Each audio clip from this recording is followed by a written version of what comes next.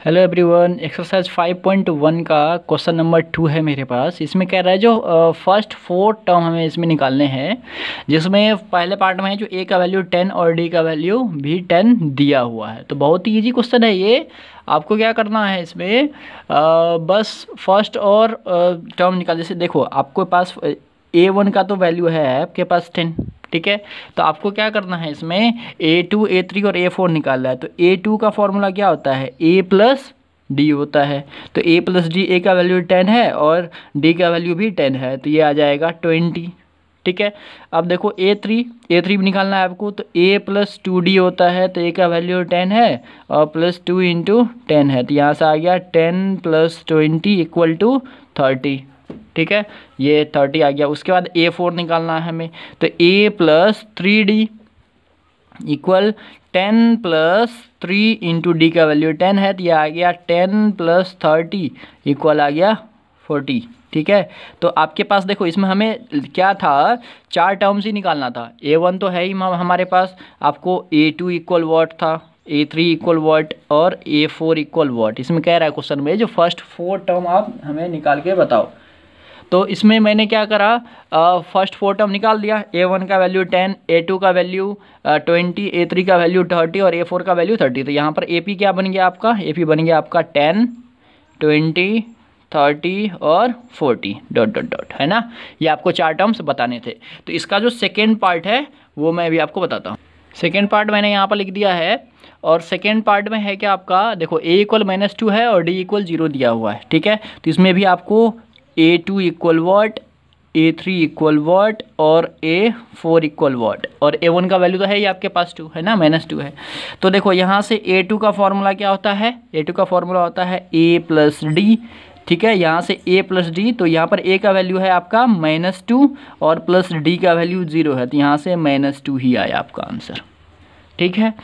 Next A3 का value क्या है, A3 का वैल्यू है A प्लस 2D, ठीक है, A प्लस 2D। तो यहाँ पर A का वैल्यू -2 और प्लस 2 इंटू 0, तो यहाँ से -2 ही आएगा। -2 प्लस यहाँ पर 0 आ जाएगा, तो इक्वल टू -2 ही आएगा, ठीक है। नेक्स्ट A4 क्या आ जाएगा, A4 इक्वल आ जाएगा A प्लस 3D। तो यहाँ पर A का वैल्यू -2 है और प्लस 3 इंटू 0 इक्वल, देखो -2 और प्लस ये 0 हो जाएगा पूरा पार्ट, यहाँ भी -2 है। तो इन तीनों केस में क्या आया हमारा A2, A4, A3 और A4 सब के सब -2 ही आया है।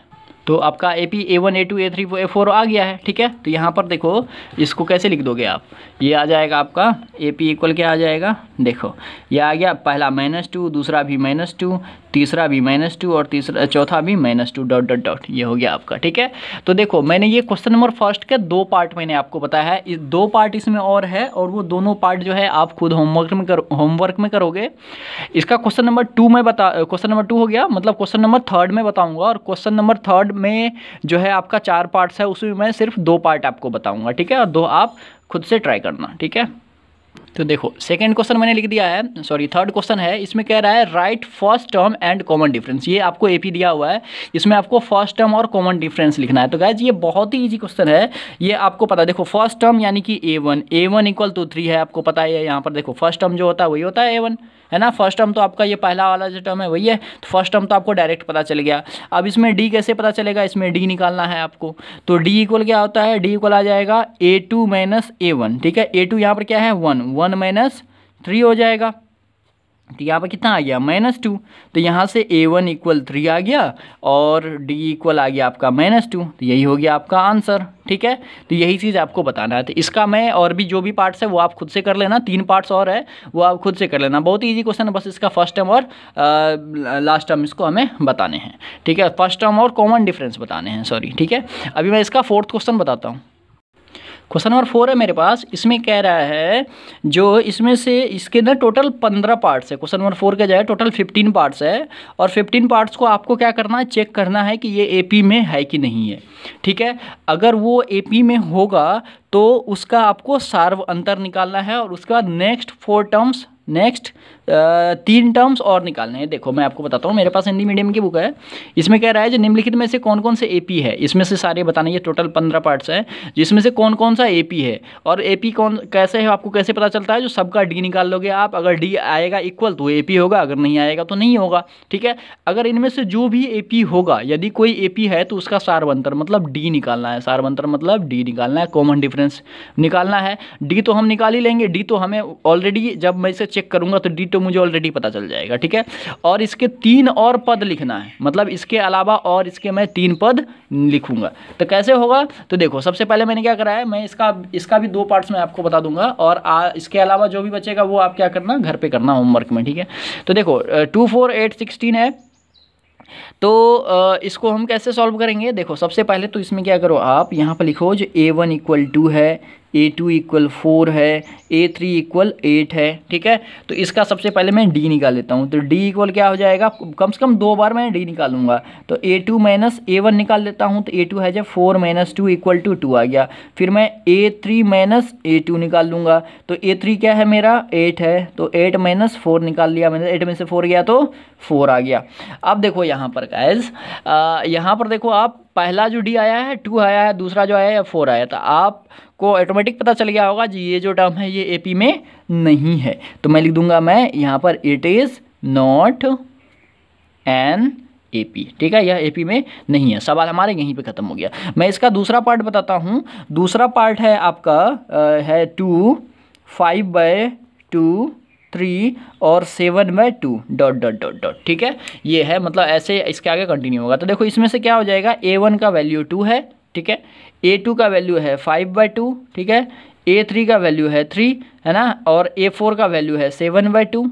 ठीक है, तो अब इसमें क्या करना है, सबसे पहले आपको ये चेक करो ये एपी में है कि नहीं है, तो डी निकाल दो, तो डी इक्वल कितना होता है A2 - A1, तो A2 का वैल्यू है 5/2, अब माइनस A1 का वैल्यू है 2, तो बाय में 1 कर दो, इसका आप एलसीएम ले लो, एलसीएम लोगे तो ये 2 आ जाएगा, ये आ जाएगा 5 - 2 2 = 4, यानी कि आ गया 1/2, तो पहला तो 1/2 आ गया। नेक्स्ट आप निकाल लो A3 - A2, तो A3 क्या है 3 माइनस क्या हो जाएगा 5/2, इसके नीचे 1 करो, इसका एलसीएम लो तो ये आ जाएगा 2, और 2 से हो जाएगा 2 3 2 ये आ गया 6 और माइनस हो जाएगा 2 और 2 कैंसिल हो जाएगा तो 5 आ जाएगा, तो यानी कि ये क्या आ गया 1/2। तो यहाँ पर आप देख रहे हो, यहाँ पर 1/2 और ये 1/2 यहाँ पर इक्वल आ गया। ठीक है, तो मतलब ये जो टर्म है ये क्या है एपी में है, तो मैं यहाँ पर लिख देता हूँ इट इज़ एन एपी, या एक एपी में है।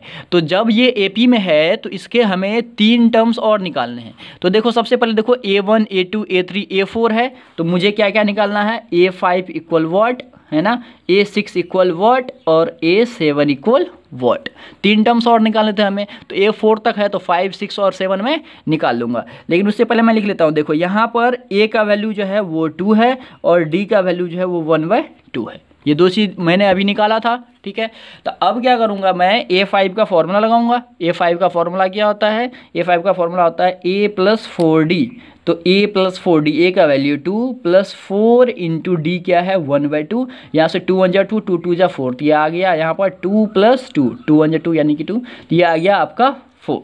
ठीक है, तो ये 5वां टर्म जो है वो आपको 4 मिल गया। नेक्स्ट मैं क्या करूँगा, अब नेक्स्ट मैं क्या करता हूँ, अब A6 निकालना है मुझे, तो A + 5D हो जाएगा, A + 5D, तो A का वैल्यू 2 है और 5 × D का वैल्यू 1/2 है, तो ये तो कटेगा नहीं, तो ये कितना आ जाएगा आपका, ये आ जाएगा 2 + 5/2, इसका नीचे 1 करो, इसका एलसीएम ले लो आप, तो ये आ जाएगा 2, तो 2 2 = 4 और +5, तो 4 और प्लस कितना 5 कितना हो जाएगा 9/2, तो A6 कितना आ गया आपका 9/2 आ गया। ठीक है, अब देखो A7 निकाल लो आप। A7 कैसे निकालेंगे हम, A + 6D, A + 6D, तो A का वैल्यू है 2 + 6 × 1/2, 2 1 2 2 3 6, तो यहाँ से कितना आया 2 + 3, यानी कि 2 + 3 यानी कि ये 5 आ गया। तो मतलब देखो A5 कितना आया, A5 आ गया 4, ठीक है, A5 आ गया 4, A6 आ गया 9/2 और A7 आ गया 5, ये तीनों टर्म्स हमें निकालने थे। तो ये हो गया आपका पूरा सवाल कंप्लीट। तो आई होप आपको ये समझ में आया होगा। उसके बाद मैं अगले वीडियो में 5.2 का एक्सरसाइज लेके आऊँगा। तो और इसमें जो भी इसके और भी पार्ट्स है, इसमें टोटल 15 पार्ट्स है, जो मैंने 2 बताया है। जो भी इसके पार्ट्स है वो आप होमवर्क में करना। अगर नहीं बनेगा तो आप मुझे कमेंट करना, तो मैं आपको वो वीडियो का भी अपलोड कर दूँगा। ठीक है, आई होप आपको समझ में आया होगा सारा का सारा कॉन्सेप्ट।